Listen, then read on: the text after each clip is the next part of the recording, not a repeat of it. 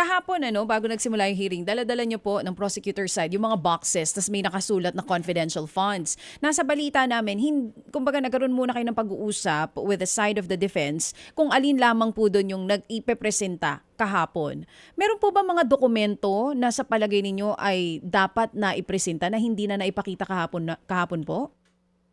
Okay. So to clarify ho, no, kasi nga ho, we're talking about 15 boxes no of documents dito ho sa usapin ng confidential funds.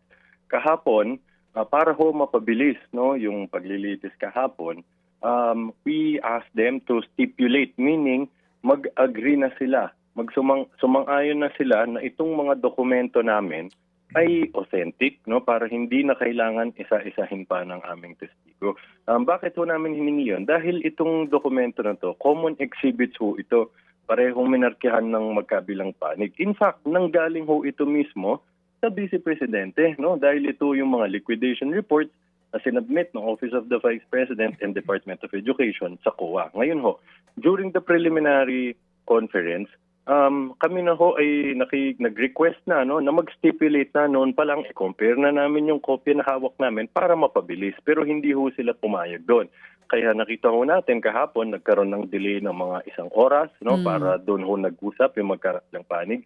So, but thankfully, in the end, nag-agree din sila to stipulate to some of them, although sabi nga ho kahapon mayroong 845 acknowledgement receipts na hindi pa sila nag-agree na mag-stipulate.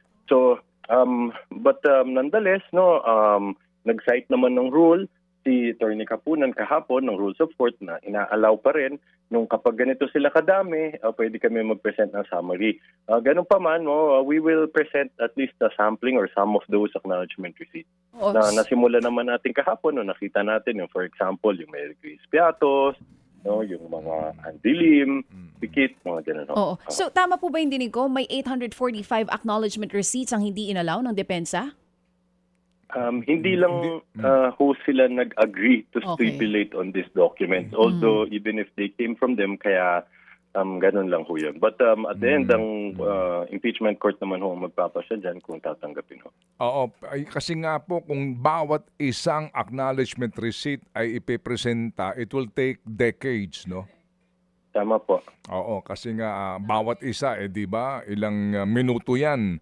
At saka yung mga, kung yan din, bawat isa ay susuriin po ng defense. So, para ho mas mabilis nga, ano yan, kayo na lang po nagdesisyon sa prosecution kung ano-anong mga acknowledgement receipt ang inyong ipepresent sa court. Yes sir, Manong Ted, ganun ho yung nangyari kahapon. No? Dahil kahapon nandun pa lang tayo sa last quarter of 2022. Pinag-usapan natin doon, 845. No? Ngayong araw, magpe-present pa tayo ng much more dahil ang pag-uusapan natin yung 3 quarters of 2023. So, asahan natin, titingnan din natin kung willing sila to stipulate dyan o kung hindi. Sabi nyo nga, maubos talaga ang oras ng korte kung isa-isahin natin yan. So, kailangan na Opo. Sige. So, so ito pong nangyari kahapon na mga paghaharap nyo ng acknowledgement receipts, no? Involving Mary Grace Piatos, Renan Piatos, Nova Santos, Miko Harina, Janice Marie Revilla, Patty Ting, Andy C. Lim, Alejandro Pikit, Fiona Biong, Sisfrunio Balsac at Gabriel Bisaya. Yun na yung huli doon sa 145 million kaninyo. So far po, yes ho. Okay. With respect to fourth quarter ho ng 2022. So meron pang ilang pang acknowledgement receipt na kayo ipepresenta mamaya, attorney? Tama po yun, Manong Ted. Okay. So may mga bagong pangalan ho ba? Yes, tama ho, Manong Ted. Okay. More or less, sa inyong pagtansya, mga ilan po ang inyong napagkasunduan sa inyong side na inyo pong ipepresenta ng mga acknowledgement receipt po, sir? Well, I hope you will understand, Manong Ted. Hintayin na ho natin mamaya, but ilang libo ho yan eh. But again, we will just emphasize some of them, hindi na ho lahat. Okay, sige. So, dito ho sa inyong pagpili na ito, paano ho kayo pumipili? Kayo ba'y pumipili dahil yung mga pangalan na interesting? Paano po?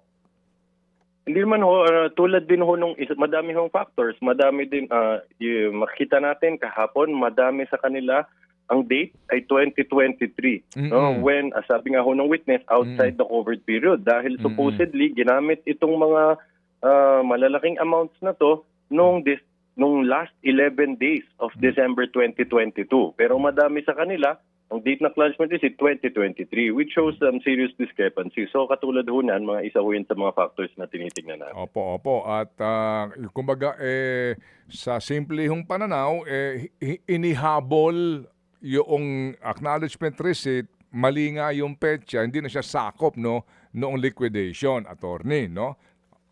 Mukhang ganun ho yung lumalabas, Manong Ted. Tama. Opo. Pero yan po ay isang side pa lang po ito, ha? Kasi dadaan pa yan sa cross-examination po ng defense. Sir, kung mamarapatin po ninyo, meron ba kayong mga testigo na mga taga-National Statistics Office para sabihin na itong mga si Andy Silim, itong si Alejandro Piquet, si Fiona Biong, itong si Miko Harina, of course, yung dalawang piatos ay non-existent? Ang pwede kong sabihin, Manong Ted, sa pre-trial order, naglista ho tayo ng witness na representative ho ng Philippine Statistics Authority. Okay. So meron ganoon. Po, yung pong sinasabi ni Senator Ping na sana magkaroon kayo ng subject matter expert on the disbursement of confidential fund. Meron na ho ba kayong nahanap? Without telegraphing yung punches natin, ang sasabihin ho namin, sisiguraduhin namin, kapag katapos ho namin magpresenta dito, masasagot natin ho lahat kung ano man hong katanungan meron ng mga publiko at ang mga senator judges paukol ho dito sa bagay ng confidential fund. Mga kapatid, patuloy po kayong tumutok sa 105.9 True FM para sa totoong balita, impormasyon, music and entertainment. Mag-subscribe sa aming YouTube channel at podcast at sundan nyo kami sa Facebook, Instagram, X at TikTok sa True Network PH. Bisitahin din po ang aming official website, truefm.ph. At panoorin din kami sa True TV Signal, Channel 19. Kami po ang 105.9 True FM. Laging true sa'yo, kapatid.